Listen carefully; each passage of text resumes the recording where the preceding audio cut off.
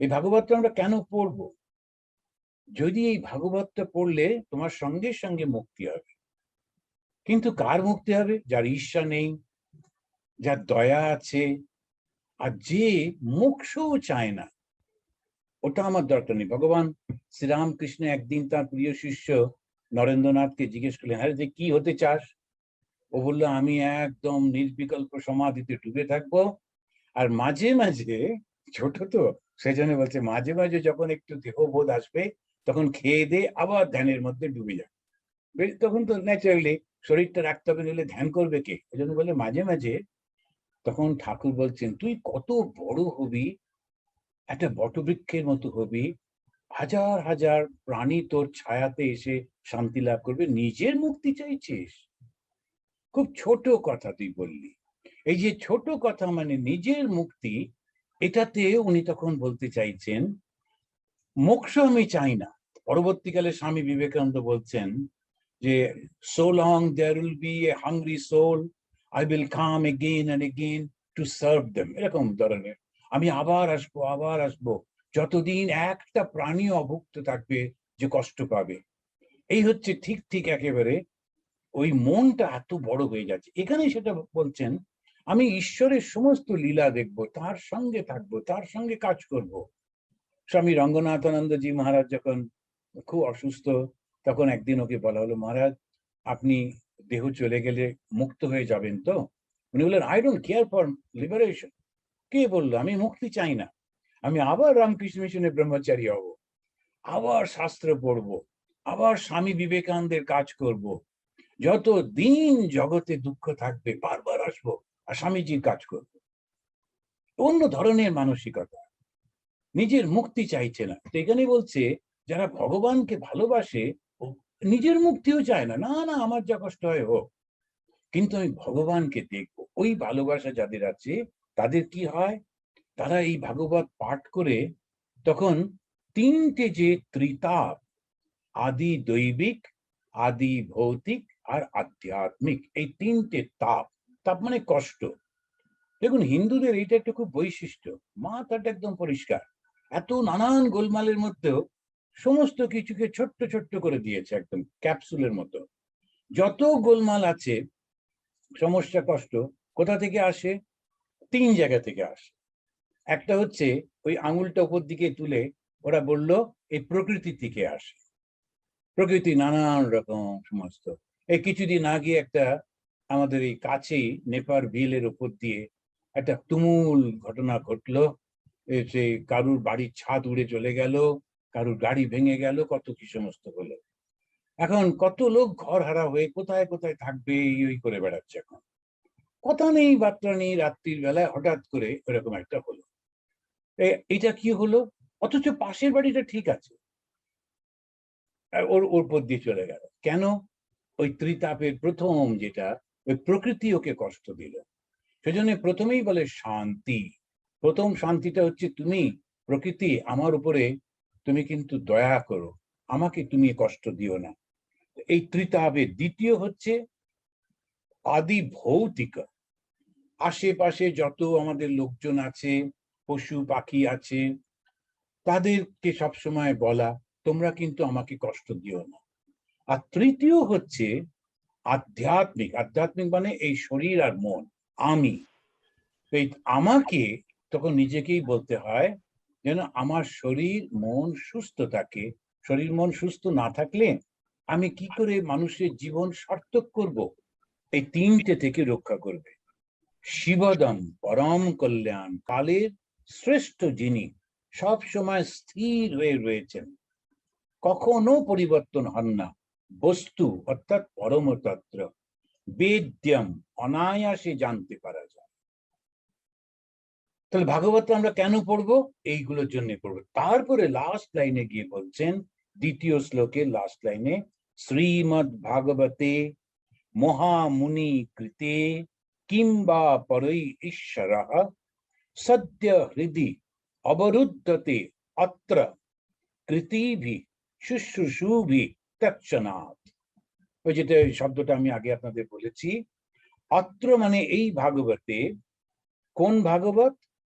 যা মহামুনি কৃতে শ্রীমৎ ভাগবতে। ভাগবত মানে হচ্ছে ভগবানের কথা। এই ভাগবত বললে তো ভুল হয়ে যেতে পারে, ভগবানের কথা তো অনেক আছে, অনেকে বলছে। তখন বলছেন কোন ভাগবত? পরিষ্কার করে দিলেন, মহামুনি কৃতে। যে সে মুনি নয়, যিনি একদম মহামুনি, সেই নারায়ণ স্বয়ং তিনি সেইটা বলেছিলেন বলে মহামুনি কৃতে এই যে গ্রন্থ, অন্যান্য গ্রন্থ ধীরে ধীরে উন্মোচন করে, কিন্তু এই ভাগবত কৃতিভি শুশ্রূষুভি তৎক্ষণাৎ। যারা শুনতে চান, যারা সুকৃতিবান, তাদের সঙ্গে সঙ্গে এই ঈশ্বরের অনুভূতিটা হয়ে যায়। তো এইটাই তখন আমাদের দ্বিতীয় শ্লোকেতে উনি সুন্দর করে বললেন। তা আমরা যখন এই ভাগবত পড়ছি, ভাগবতে কেন পড়ছি? আধ্যাত্মিক জ্ঞান হবে। আধ্যাত্মিক জ্ঞানটা কি? লক্ষ্য করে দেখুন, আমাদের চিন্তাগুলো পাল্টে যাবে। আমরা সব সময় ধর্মটাকে একটা অদ্ভুত ভাবে রিপ্রেজেন্ট করেছি। ধর্ম মানেই যেন কোনো কিছু আকাশ থেকে নেমে আসবে, কিন্তু কিংবা সেই যে মূর্তিকে পুজো করছি তার থেকে আসবে, এইরকম নানান রকমের সমস্ত করা হয়। কিন্তু তা তো নয়।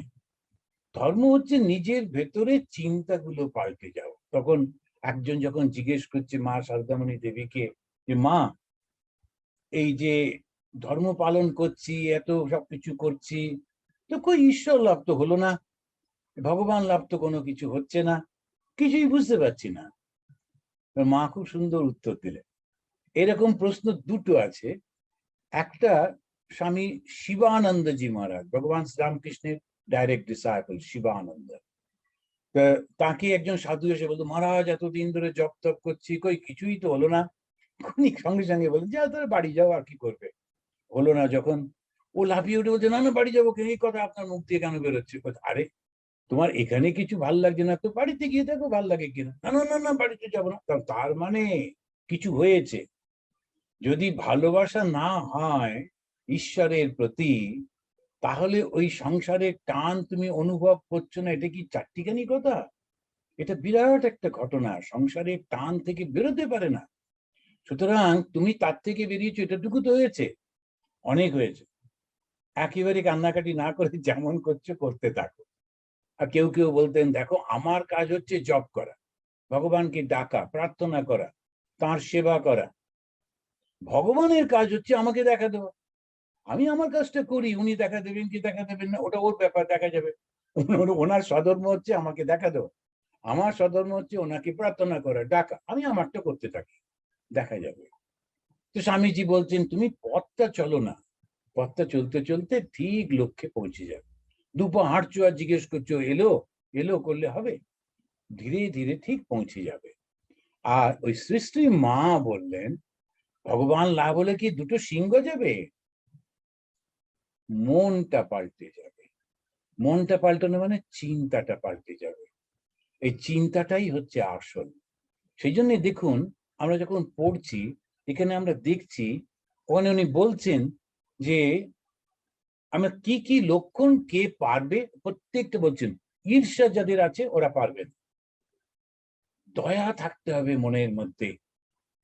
তারপরেতে উনি বলছেন যে কৃতিভি, যাদের মনটা শুদ্ধ হয়ে গেছে, ভগবান, এমন শুধু তাই না, ওরা মোক্ষ পর্যন্ত চাইছে না, এত ভালোবাসা ভগবানের প্রতি। এইরকম যদি তুমি হও, তখন তুমি ভগবানকে পাবে। এই ভাগবত তোমার পক্ষে তখন ভালো হবে।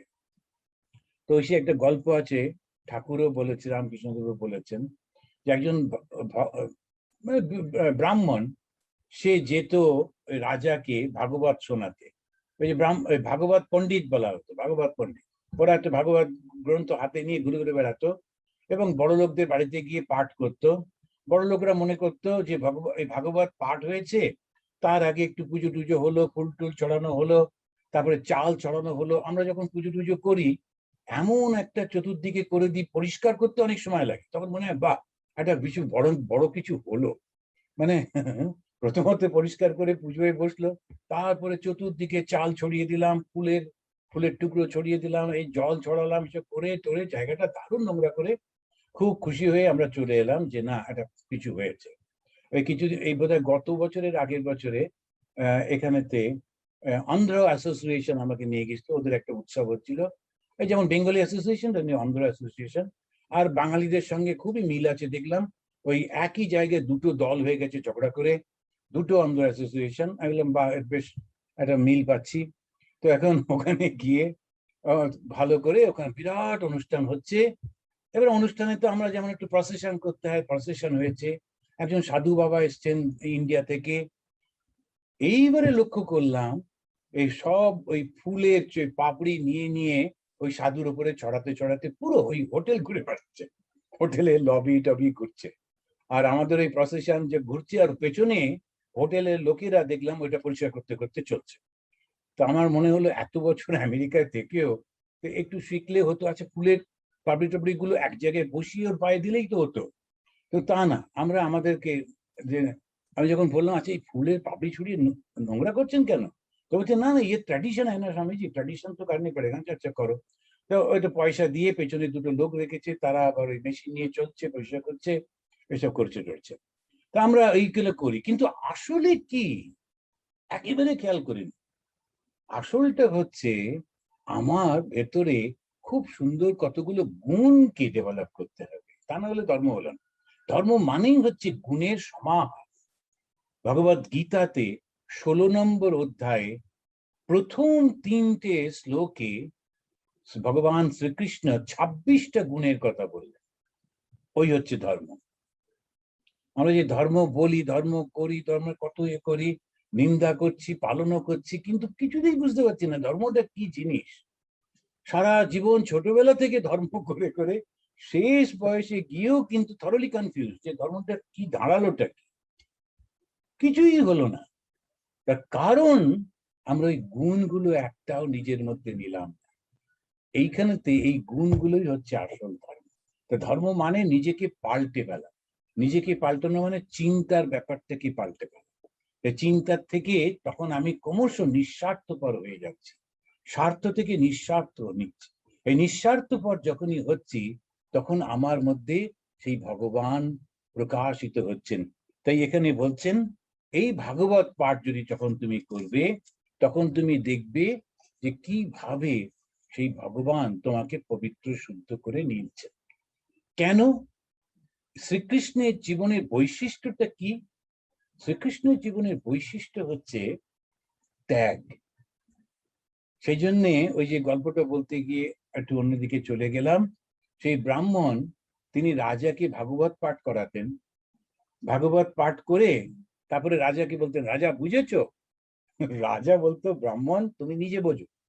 এখন ব্রাহ্মণের খুব অপমান হতো, এটা কি আমাকে, তবে রাজা তো ওকে তো আর মুখের উপর কিছু বলতে পারে না, মারধর করবে। সেই জন্য আচ্ছা, কিন্তু খুব দুঃখ হতো। রাজা কিছু পয়সা ওকে টাকা পয়সা দিতেন, সেটা গুটিয়ে নিয়ে ও আসতো, আর খুব গুজগুজ করতে করতে বড় রাগ হতো যে কেন আমার এরকম। তা একদিন খুব অপমান বোধ করে একদিন ও বলছে আমি আর যাব না, রোজ অপমান করে, রাজাটা কিছু বোঝে না। এখন এইরকম যখন রাজা তো রেগে যাবে, রোজ সকালে তোমার এসে এটা ডিউটি, তুমি এসে ভগবত পাঠ করবে আর আসবে না, যখন বললে তো হবে না। ওর মেয়ে বললো দাঁড়াও আমি গিয়ে একটু কিছু করে আসি। ছোট্ট মেয়ে কিন্তু খুব বুদ্ধিমতী। ও রাজার কাছে গিয়ে বললো বাবা আর তোমার কাছে আসবে না। বললো কেন? বলছে কেন না, তুমি রোজ বাবাকে অপমান করো, এই দুটো পয়সার জন্য এরকম অপমান করো, কেন বাবা তোমার কাছে আসবে? বুঝে উনি তো বলেন যে ভাগবত বুঝেছি কিনা, আমি বুঝতে পারিনি, তাই বলি যে তুমি বোঝো, নইলে আমাকে বোঝাবে কি করে? তো গুরু যদি নিজেই না জানে তো আমাকে বোঝাবে কি করে? তখন ওই মেয়েটি বললো তুমি একটা কাজ করো তো, আমাকে এই থামটার সঙ্গে দড়ি দিয়ে বাঁধো, আর তুমি ওই থামটাতে নিজেকে বাঁধো, আমি তোমাকে বুঝিয়ে দিচ্ছি। তো রাজার উৎসাহ হলো, কি বলে দেখি মেয়েটা। একটা থামেতে রাজা নিজেকে বাঁধলো, লোকেরা বেঁধে দিল, আর মেয়েটাকে বাঁধলো, বেঁধে এবারে মেয়েটা বললো রাজা তুমি আমার কাছে এসো। আমি কি করে যাবো, আমি তো বাঁধা রয়েছি। বলে আমিও তোমার কাছে যেতে পারছি না, কারণ আমিও বাঁধা রয়েছি, আমার বাবাও বাঁধা রয়েছে সংসারে, তার স্ত্রী এবং সন্তানরা রয়েছে, তার জন্য তার পয়সা চাই, ওই জন্যও ভাগবত পাঠ করে। আর তুমি রাজা, তুমি ভাগবত শুনছো, যাতে ভগবান তোমাকে রক্ষা করেন, তোমার বিপদ আপদ না হয়। দুজনেই তোমরা বদ্ধ। কেমন করে তোমরা ভাগবত ঠিক ঠিক বুঝতে পারবে? বাবাও বুঝবে না, তুমিও কোনোদিন বুঝবে না। কেননা ভাগবত মানেই হচ্ছে ত্যাগ, শ্রীকৃষ্ণ মানেই হচ্ছে ত্যাগ, সম্পূর্ণ অহংকার ত্যাগ। এই যারা কৃষ্ণ কৃষ্ণ করে তারা ওই একটা মানে দুটো অক্ষরের শব্দটা জানলে হয়ে যাবে। ত্যাগ কি? ত্যাগ অহংকার ত্যাগ। যখন যুধিষ্ঠির বিরাট যজ্ঞ করছেন, সমস্ত অন্য লোকেরা আসবে, অতিথিরা আসবে, তাদের পা ধুয়ে দিতে হবে। তো তখনকার দিনে ধুলো এরকম ভাবে সব আসতো, তা সেই জন্য দেখবেন আমাদের দেশে এলেই পাটা ধুয়ে দিত। পা ধুয়ে দেওয়াটা হচ্ছে সেই সিম্বল। এখন ওই কাজটা কে করবে? ভীমকে বলা হলো, ভীম বললো না, মাথা ভাঙতে বলো আমি করে দিচ্ছি, কিন্তু পা ধোয়া আমার দ্বারা হবে। অর্জুন বললো না, আমি অতটা নিচে কাজ করতে পারবো না। ওই কাজটা কে করেছিল? স্বয়ং শ্রীকৃষ্ণ করলেন। বললেন এত বড় সুন্দর কাজ আমি করব। প্রত্যেকটা মানুষের মধ্যে সেই ঈশ্বর রয়েছেন, আমি ঈশ্বরের চরণ দুটি ধুয়ে দেব, এই কাজটা আমাকে দাও যুধিষ্ঠির। ভগবান স্বয়ং করছেন। আমরা কৃষ্ণের ওই ঘটনাটাকে খুব মনে করি না, কিন্তু ওই হচ্ছে অহংকার ত্যাগ করে সত্যকে বুঝতে পেরে যখন আমরা এগোই, তখনই ভগবতকে পাওয়া যাবে। শ্রীমদ ভাগবতে মহামুনি কৃতে কিংবা পরৈ ঈশ্বরঃ সদ্য হৃদি অবরুদ্ধতে অত্র পৃথিবী শুশ্রূষুভি তৎসনাৎ। এর সঙ্গে সঙ্গে হচ্ছে এরকম ভাবে। তারপরে ভাগবত পাঠে উৎসব দেওয়ার জন্যে ব্যাসদেব আমাদেরকে এইসব বলছেন যে যাদের কোনো কামনা বাসনা নেই, পরশ্রী কাতরতা নেই, তারা তো এটা পড়বে, ত্রিতাপ থেকে রক্ষা করবে তোমাদের এবং ঈশ্বর ময় হয়ে যাবে তোমরা। সুতরাং ভাগবতটা পড়ো।